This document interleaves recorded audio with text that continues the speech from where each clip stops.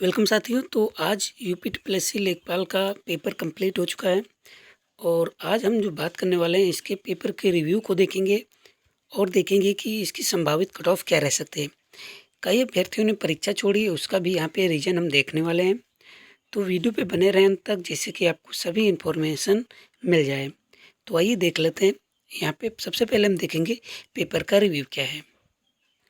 तो यहाँ पे अगर पेपर की बात की जाए, जिस तरीके से 2015 में पेपर बनाए गए थे लगभग पैटर्न वैसा ही है, मगर अगर ग्रामीण प्रवेश में देखें तो थोड़ा बहुत क्वेश्चन ज़रूर चेंज देखने को मिले उस तरीके से। तो यहाँ पे ऑल ओवर देखें तो पेपर इजी टू मॉडरेट कह सकते हैं, हार्ड नहीं कहेंगे। हार्ड के कुछ क्वेश्चन, एक दो क्वेश्चन अगर छोड़ दिया जाए तो मैक्सिमम यहाँ पे जो पेपर में क्वेश्चन आए मैक्सिमम जो है मीडियम लेवल के हैं, ना ज़्यादा हार्ड कहेंगे ना ज़्यादा इजी। इजी क्वेश्चन की संख्याएं ज़्यादा हैं। मैथ भी आपने देखा कि अच्छे खासे क्वेश्चन आए हैं, मतलब कि आसान क्वेश्चन ज़्यादा संख्या में यहाँ पे देखने को मिले हैं। तो ऑल ओवर देखें तो पेपर सही था। पेपर ज़्यादा हार्ड ना कहेंगे ना ही ज़्यादा इजी कहेंगे। तो अब हम जो बात करने वाले हैं, यहाँ पे पेपर में कितने कैंडिडेट ने परीक्षा छोड़ी है। परीक्षा छोड़ने वालों की अगर बात की जाए तो परीक्षा छोड़ने वाले वही कैंडिडेट जिनका कहीं ना कहीं सिलेक्शन हो गया। तो मेरी शिफ्ट में जो थे 2 कैंडिडेट केवल बाहर थे और 24 कैंडिडेट में 2 कैंडिडेट केवल एब्सेंट थे। तो आप समझ सकते हैं कि कितना यहाँ पे परसेंटेज देखने को मिल रहा है। ठीक है, 24 में 2 अगर एब्सेंट हैं तो मान लीजिए आप 1% से भी कम कैंडिडेट यहाँ पे एब्सेंट है। और यहाँ पे वही कैंडिडेट कुछ शिफ्ट में कैंडिडेट ने बताया कि ज़्यादा कैंडिडेट 24 में से 5-6 कैंडिडेट तक भी जो है एब्सेंट रहे हैं। तो वही कैंडिडेट एब्सेंट हैं जिनका कहीं ना कहीं सिलेक्शन हो गया, क्योंकि ये गोल्डन चांस सभी लोगों को नहीं मिला है परीक्षा में बैठने के लिए। तो इसलिए 2,47,000 के आसपास कैंडिडेट यहाँ पे पास हुए थे। सभी कैंडिडेट ने फीस जमा की और एडमिट कार्ड डाउनलोड कर लिए हैं। तो अब अगर बात करें हम यहाँ पे कट ऑफ कितनी बन सकती है जनरल, ओबीसी, एससी एसटी और फिर ईडब्ल्यूएस की। तो अगर पेपर की प्रकृति देखी जाए और कैंडिडेट देखे जाएं, जो कैंडिडेट की संख्या भले ही कम थी मगर जो कैंडिडेट थे वो सभी कंपटीशन में, मतलब सभी एक दूसरे को बीट करते थे। क्योंकि यहाँ पे अगर देखें तो कैंडिडेट जो हैं सभी कैंडिडेट अच्छे लेवल के हैं, सभी जो है पीईटी निकाले हुए हैं। तो मैक्सिमम चांसेस हैं कि इनके जो हैं कंपटीशन थोड़ा हार्ड हो जाएगा। मगर फिर भी अगर देखें तो 2.5 लाख कैंडिडेट में अगर 8,000 का सिलेक्शन होना है और मैक्सिमम चांसेस हैं कि 2 गुना अभ्यर्थी बुलाए जाएं। तो 2 गुना का मतलब है कि 2.5 से 3 गुना तक अभ्यर्थी यहाँ पे इस भर्ती में आपको डीवी कराते हुए दिख जाएंगे। तो यहाँ पे अगर देखें मैं केवल 8,000 कैंडिडेट को मान के चल रहा हूँ, क्योंकि मुझे सिलेक्शन तक का देखना है कि जो कैंडिडेट फाइनल तक सेलेक्ट हो जाएंगे उनके कितने नंबर यहाँ पे बने कि वो फाइनल तक सेलेक्ट हो जाएं। तो अगर देखें यहाँ पे हम तो 76 प्लस 76 से 77 जनरल की कट ऑफ 76 से 77 अगर हैं तो मैक्सिमम चांसेस हैं कि जनरल कैंडिडेट यहाँ पे क्वालिफाई हो जाए।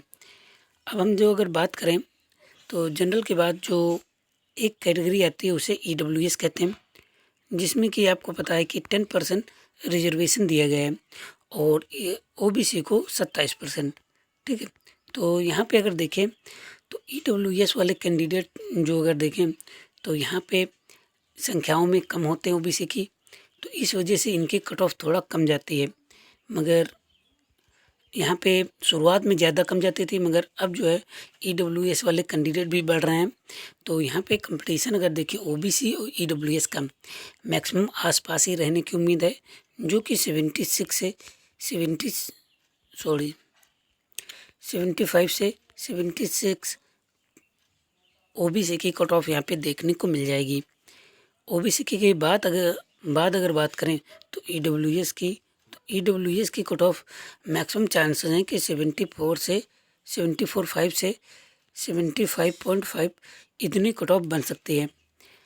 और यहाँ पे अगर हम ऑल ओवर बात करें तो कट ऑफ 4 के ऊपर वाले जितने भी कैंडिडेट हैं, किसी भी कैटेगरी से बिलोंग करते हो, मैक्सिमम चांसेस हैं कि उनका सिलेक्शन यहाँ पे हो जाए। अब अगर बात करें हम जो नेक्स्ट कैटेगरी है उसको, तो एससी कैटेगरी के लिए अगर बात करें हम, तो एससी कैटेगरी के लिए जो कट ऑफ बन सकती है वह कुछ इस प्रकार से होगी। और यहाँ पे 71 प्लस अगर अचीव करते हैं एससी कैंडिडेट, तो मैक्सिमम चांसेस है कि इनका सिलेक्शन फाइनल तक हो जाए। अब अगली जो कैटेगरी आती है उसे हम एसटी बोलते हैं, जो कि बहुत ही कम संख्या में कैंडिडेट यहाँ पे पास आउट होते हैं, क्योंकि यहाँ पे संख्याएं जो हैं कैंडिडेट की कम होती हैं। हालांकि उत्तर प्रदेश गवर्नमेंट कुछ नई जनजातियों को एससी के ओबीसी की जनजातियों को एसटी में कन्वर्ट करने वाली है, वो आगे की बात है। मगर अभी जो है केवल 12 एसटी की जातियाँ हैं जो कि पूरे उत्तर प्रदेश में 0.6% हैं, और आरक्षण इनको मिला है, कितना मिला है 7.5%। तो मैक्सिमम चांसेस हैं कि इनके जितने भी कैंडिडेट आवेदन करते हैं मैक्सिमम कैंडिडेट यहाँ पे सिलेक्ट ही हो जाते हैं। तो अगर बात करें यहाँ पे एसटी कैंडिडेट की, तो यहाँ पे 50 प्लस अगर हैं तो मैक्सिमम चांसेस हैं कि इनका सिलेक्शन इस भर्ती में देखने को मिल जाए। और मैं आपको क्लियर कर देना चाहता हूँ, एससी के लिए रिजर्वेशन जो रखा गया है 17.5 रखा गया है परसेंटेज, और एसटी के लिए 7.5। तो यहाँ पे एससी एसटी दोनों को हो गया। अब अगर बात करें तो फीमेल कैंडिडेट की, फीमेल की अगर बात की जाए तो फीमेल की कट ऑफ कुछ इस प्रकार से बन सकती है, जो कि आप स्क्रीन पे देख पा रहे होंगे। फीमेल की कट ऑफ बनेगी 73 से 74। फीमेल कैंडिडेट की कट ऑफ 73 से 74 बनने के इस भर्ती में आसार लग रहे हैं पूरी तरीके से। अब अगर अगली भर्ती की बात की जाए तो अगली भर्ती जो है वह है, मतलब अगली कैटेगरी है वह है पीएच वालों की। तो पीएच वालों की कैटेगरी की अगर हम बात करें तो पीएच वालों की कट ऑफ बन सकती है वह जो है 70 प्लस। ठीक है, 70 प्लस अगर पीएच कैंडिडेट अचीव करते हैं तो मैक्सिमम चांसेस हैं कि उनका सिलेक्शन इस भर्ती में देखने को मिल जाए। और मैं आपको क्लियर कर देना चाहता हूँ, अभी नेक्स्ट वीडियो आपको अपलोड होगा जिसमें आपको मिलेंगे पूरा एनालिसिस, पूरा पेपर का एनालिसिस, और जो क्वेश्चन गलत हैं उनको भी हम यहाँ पे सम्मिलित करेंगे कि कौन से क्वेश्चन गलत हैं और किन पर आपत्ति की जाए। तो नेक्स्ट वीडियो देखना ना भूलें, क्योंकि वह यूजफुल होने वाला है आपका। अब अगर बात करें यहाँ पे नेक्स्ट जो कैटेगरी है वह है भूतपूर्व सैनिक। भूतपूर्व सैनिकों की अगर बात की जाए तो इनकी कट ऑफ थोड़ा कम रहती है, जो कि 62 से 63 के बीच में आपको देखने को मिल सकती है। भूतपूर्व सैनिक 62 से 63 कट ऑफ अगर नंबर अचीव करते हैं तो मैक्सिमम चांसेस हैं कि इन कैंडिडेट का यहाँ पे सिलेक्शन होता हुआ दिख जाए। अब भूतपूर्व सैनिकों की बात करेंगे, अगली कैटेगरी हुआ है जो स्वतंत्रता संग्राम सेनानी के आश्रित। तो स्वतंत्रता संग्राम सेनानी के आश्रितों की अगर बात की जाए तो यहाँ पे इनकी कट ऑफ थोड़ा ज़्यादा रहती है इनसे, जो कि 66 से 68 के बीच में स्वतंत्रता संग्राम सेनानी के आश्रितों की कट ऑफ यहाँ पे देखने को मिल जाएगी।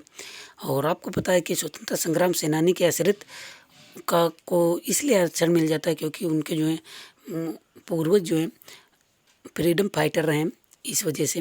तो इनके कैंडिडेट पढ़ते भी हैं, क्योंकि अगर देखें यहाँ पे पढ़ने में अच्छे होते हैं, और भूतपूर्व सैनिक जिनकी पढ़ाई छूट जाती है तो उनके लिए कट ऑफ गिर जाती है, क्योंकि दोबारा पढ़ने में थोड़ा टाइम लगता है, इस वजह से यहाँ पे चेंजेस देखने को मिलते हैं।